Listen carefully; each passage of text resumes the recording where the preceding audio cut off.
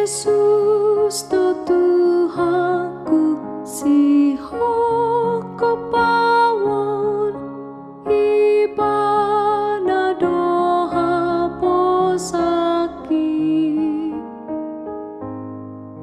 tangan nanagogo manugu awon patogu audila kaki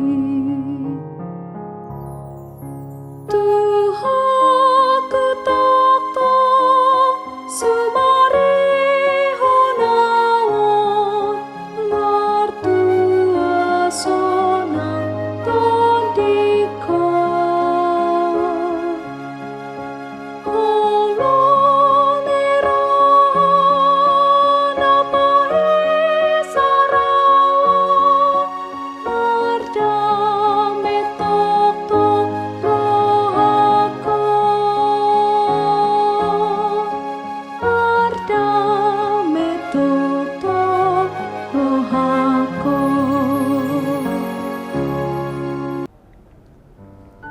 Shalom Bapak Ibu, selamat berjumpa kembali di hari Rabu 29 Juli 2026.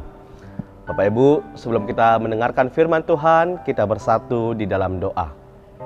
Kasih karunia dan damai sejahtera dari Tuhan Allah Bapa kita dan dari Tuhan Yesus Kristus menyertai engkau. Amin. Bapak Ibu, saudara-saudari, firman Tuhan hari ini tertulis dalam Yohanes 15 ayat 13. Yohanes 15 ayat 13, demikian firman Tuhan. Tidak ada kasih yang lebih besar daripada kasih seorang yang memberikan nyawanya untuk sahabat-sahabatnya. Nasumiyahon hosana humokop akka alialena, ido parholong niroha naso halopoan. Demikian firman Tuhan. Bapak Ibu, ada sebuah kisah yang pernah saya baca dari catatan perang saudara yang pernah terjadi di Amerika. Jadi ada sebuah kisah nyata tentang seorang yang bernama Blake. Dia ditarik untuk menjadi seorang tentara. Sebuah panggilan yang amat berat baginya untuk diterimanya, karena dia berarti meninggalkan anak-anaknya yang sudah tidak lagi beribu. Nah, melihat hal itu, seorang pemuda yang adalah tetangganya bernama Charles Durham secara sukarela menggantikan posisi Blake untuk maju ke medan perang. Tragisnya, Charles pun gugur dalam perang dan akhirnya dia mati. Ketika petani Blake menemukan jenazah tetangganya tersebut, dia memakamkan sang pemuda dan memahat sebuah batu nisan untuk kuburannya. Sebuah batu nisan sederhana yang dibuat langsung dengan tangannya sendiri dan tertulis di sana, Charles Durham, dia mati untukku. Pengorbanan menggantikan kematian seorang. Ini adalah ekspresi kasih yang paling sangat dalam, yang paling sangat tinggi, yang bisa ditunjukkan oleh manusia. Ini yang menjadi senada dengan filosofi suku Uma di Indonesia, Bapak Ibu, yang mengatakan jika ada seorang yang memberikan nyawanya agar temannya hidup, kasihnya sungguh besar. Bapak Ibu, ini yang dikatakan di dalam Yohanes 15 ayat 13 tadi. Yang dikatakan kata agapen dalam bahasa Yunani bukan sekedar keadaan psikologis atau perasaan internal semata. Ini adalah sebuah tindakan pengorbanan yang dilakukan secara nyata dan berbentuk sangat luar biasa.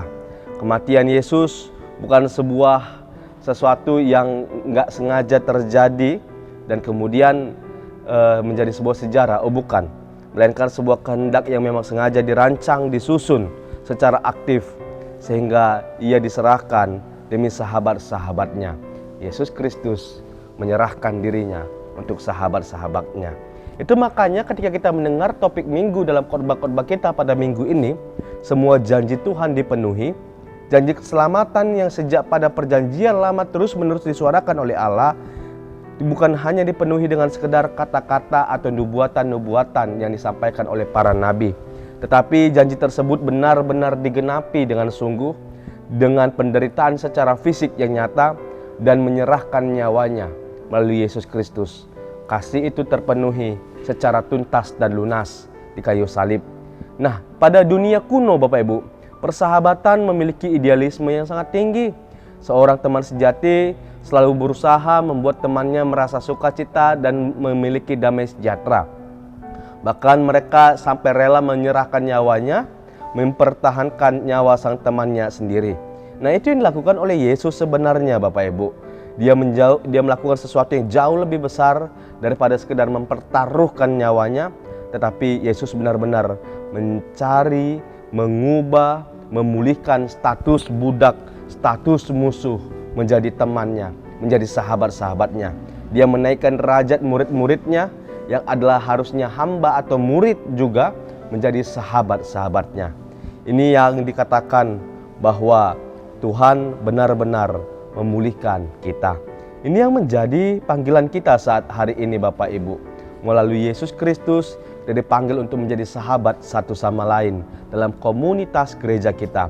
Ini yang dilakukan Yesus sehingga dia tidak berkata tidak ada kasih yang lebih besar daripada menyerahkan nyawa untukku. Tuhan nggak nyuruh kita berkorban untuk Tuhan Bapak Ibu. Dia nggak nyuruh mahasiswa untuk berkorban meninggalkan mata kuliahnya untuk Tuhan Bapak Ibu. Tetapi dia memanggil kita untuk berkorban juga bagi saudara-saudara kita, bagi sahabat-sahabat kita. Menjadi sahabat Yesus, menerima kasih dan pemulihan oleh Yesus, dan pada gilirannya kemudian kita menyalurkan kasih tersebut kepada orang-orang yang dikasihinya juga.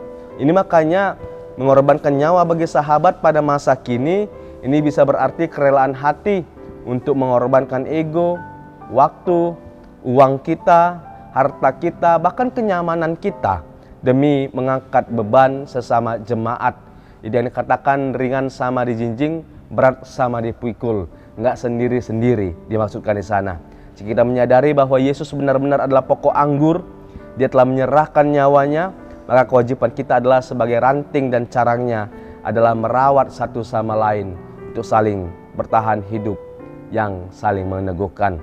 Nah, ini yang membawa kita Bapak Ibu memandang langsung pada Kristus. Kasih yang menuntut pengorbanan, bukan hukum, bukan tuntutan, bukan gimana ya supaya aku terlihat jadi kudus, supaya aku terlihat baik, supaya aku dipandang orang. Oh bukan. Tapi kasih ini adalah sesuatu respon dari kita karena Yesus Kristus telah menjadikan kita sahabat-sahabatnya melalui sebuah pengorbanan. Yesus kawan yang sejati. Yesus sahabat sejati yang membiarkan dirinya dipangkas, dimatikan, digugurkan, dihancurkan di kayu salib. Dia membiarkan tubuhnya berdarah-darah agar ranting-rantingnya, yaitu saya, Bapak Ibu, dan orang-orang di sekitar kita juga pun dapat memperoleh kehidupan kekal, dapat bertumbuh, dapat berbuah lebat. Itu makanya semua janji Allah digenapi dalam darahnya, nyata dan lunas.